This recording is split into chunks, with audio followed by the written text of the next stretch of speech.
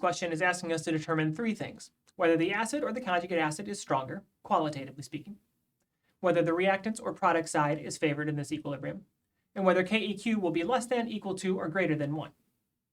To look at this molecule, or to look at this reaction, what I'm drawn to is the conjugate bases. Which conjugate base is more stable? Cl-, the chloride atom, is a larger atom than the oxygen atom. As a larger atom, the Cl- will be more stable as an anion than the oxygen will. So that means that Cl- is the weaker base, and the acetate is the stronger base. If the acetate's a stronger base, that means the acetic acid is the weaker acid. And if chloride's the weaker base, that means HCl then is the stronger acid. So, first question, HCl is a stronger acid than the acetic acid. The ball always rolls downhill, so determining which side of this equilibrium is favored, it will favor the side of the weaker acid and the weaker base.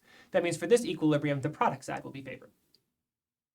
If the product side is favored, that means KEQ will be greater than 1. So HCl is the stronger acid. The products will be favored with a KEQ greater than 1.